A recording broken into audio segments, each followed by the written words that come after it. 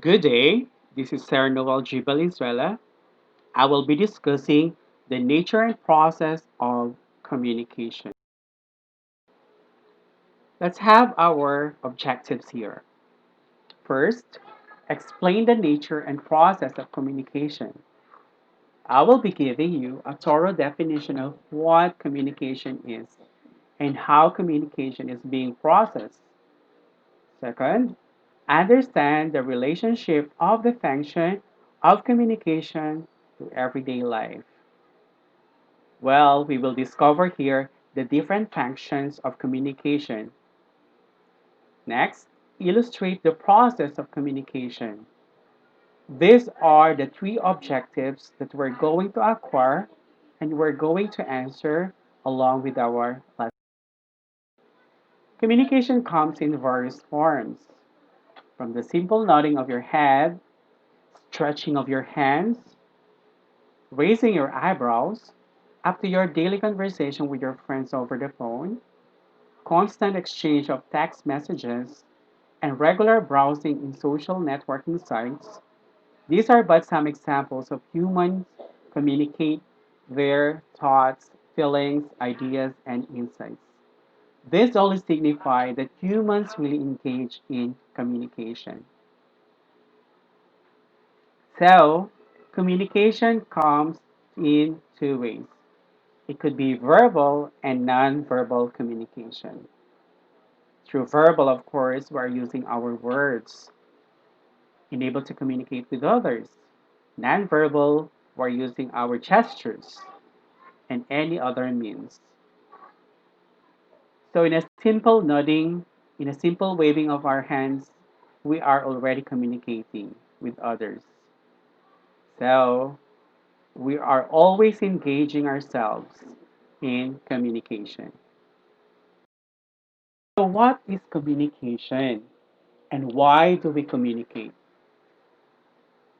So we communicate for a variety of reasons. We use communication to share information, comment, ask questions, express wants and needs, develop social relationships, social etiquette, etc. Communication is much more than wants and needs. Our main reasons for communication change over time just slightly. So, exchanging information grows through the years. So, that is what communication for me. Communication is a two-way process of connecting two, both living and non-living things. It also means of sharing and exchanging messages, information, ideas, and feelings for mutual understanding. It is a two-way process because there are two components involved: the sender of the message, the one who encodes it, and of course, the receiver of the message, the one who decodes the message. For example, me, I am teaching, I am discussing, I am the sender of the information. You, my students, are the receiver of the information. So it's a two-way process of connecting two, both living and non-living things. So it is also a means of exchanging messages. Nowadays, we have a lot of means. We have a lot of things to use, gadgets, and so many other things like um, social networking site that we use in able to send the messages. So it's another way of process of communication. Communication connects people and the world we live in. It is through communication that people are able to express their thoughts and ideas or convey information and messages through word of mouth, gestures and signals, signs and others. People have always communicated with one another in various forms. As I mentioned earlier, communication comes in two ways. It could be verbal and nonverbal communications. So we use our gestures, that is a form of nonverbal because we are doing the action. The billboard or the messages that we can see from the signages or the billboard, that is also a form of communication. So as you can see, wherever we may go, communication is happening.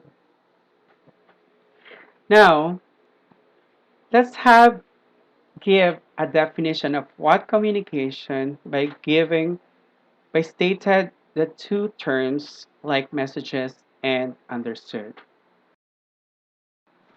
First, communication is a message understood. Unless a message is understood, we cannot say that communication has taken place. Let us send a message to someone and say, where came first? It's a little bit um, incomprehensive, right? The person who gets the message would wonder what it means, for the arrangement of the words does not make any sense. Because the message is sent, but the receiver does not understand it. Therefore, for communication to take place, we have to consider two conditions. First, there should be a clear message.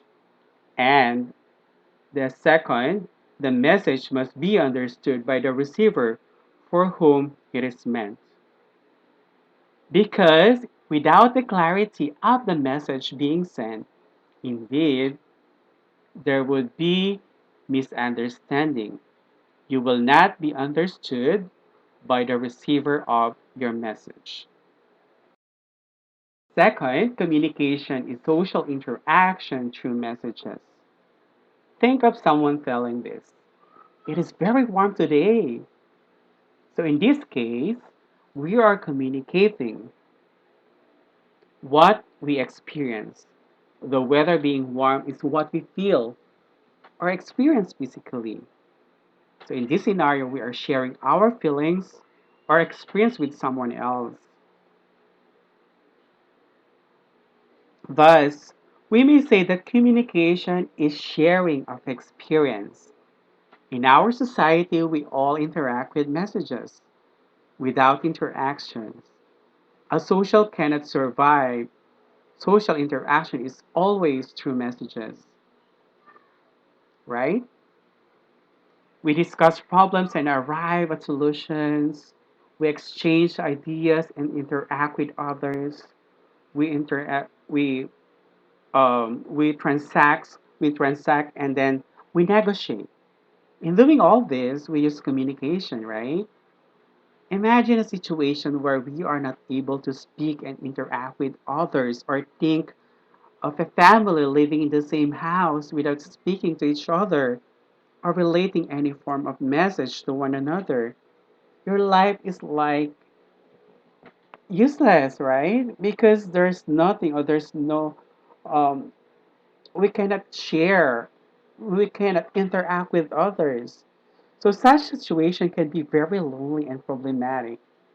Without communication, all forms of human relationship will vanish and die. So communication is therefore crucial in building and maintaining relationship. So that is what communication is. Now let's have the communication process. So let us now try to consider the process of communications. So we have here some questions that might be useful for us to understand the communication process. So how does communication take place? Who are involved? What process are considered?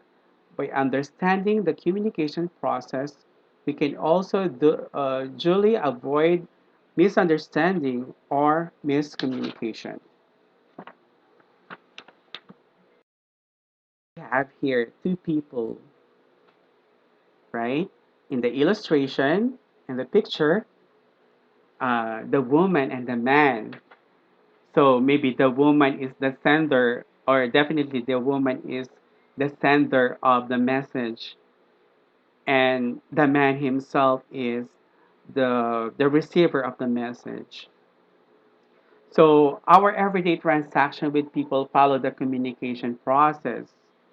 So as seen in the illustration, communication begins with the speaker or source of communication. Who is the source of information here? Of course, the woman herself, right? So responds to stimulus and decides to encode or transmit in the term of the message through a particular channel or means of communication. So as you can see, this woman here, she's the one who decodes the message. And then of course the channel, there is a channel that the woman is being used. What is the channel that this woman is using? Of course, her words, because they are having this conversation personally, right? So the receiver decodes or interprets. So this is the man, the decoder of the message or the receiver of the message. So this man or the receiver decodes, interprets the message sent and responds accordingly based on his interpretation of the message. So how he interprets the message sent by the decoder or by the sender of the message. So this response comes in the form of feedback sent to the original source of communication. So when we talk about the feedback, that is definitely how how does the receiver reacts to the message sent by the sender. So we have here the barrier of communication sometimes block the transmission of the message, thereby creating misunderstanding. Okay, there are so many barriers. For example, the environment itself. If the environment is quite very noisy, definitely, or chances are, you could not easily understand one another. Or let's say, in terms of emotion, that the sender is quite angry and the receiver is also just the same state of emotion. They could not understand one another because there is the barrier that hold for them to understand one another.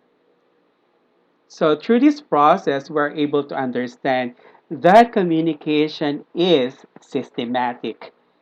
In the advent of technology, the exchange of information and messages in society has advanced and has been a subject of many studies. Proceed with the functions of communication. So why do we communicate? Why do we communicate? Well, of course, earlier I have mentioned that we communicate enable us to express our emotions, our thoughts, right? So since communication is certain in our lives, it comes naturally and unknowingly because communication serves many purposes. So these are the following of the many reasons why humans communicate. First, to inform. For example, this time, I'm giving you information. That is one function. I'm informing you a bit of information regarding what communication is. What is the communication process? So we also have to clarify. For example, we have um, confusion into something. We can approach to the teacher to give clarity, to give clarification regarding our question, right? Another one to buy. Well, how could you be able to buy something without communicating uh, with the seller? Another one to teach. For example, I'm reading a book. Let's say an inspiring book. The book the book that I'm reading teaches me a lot of things because there are a lot of moral lessons stipulated in the book. So as you can see, there is a communication that is happening between the writings of the author and me as a reader. Accept, well, for example, if you know how to face the different challenges in life, you are communicating in yourself. It could be positive or negative. Criticize. For example, the student did something wrong. We have to criticize. We have to give our criticism regarding the misbehavior shown shown by the student. Okay. We also have here misinformed, question, confuse, learn, affirm, deny. Others we have here counsel, express, confirm, persuade, clarify, conceal, sell, promote, advise, reveal, motivate, and many others. So these are just some examples of the functions of communications. From the from these mentioned functions, we could realize that communications serves many purposes, whether we are at home, in school, at work, or at play. I think that would be all. Those are the things about the nature of communication. Have a great day. Enjoy learning.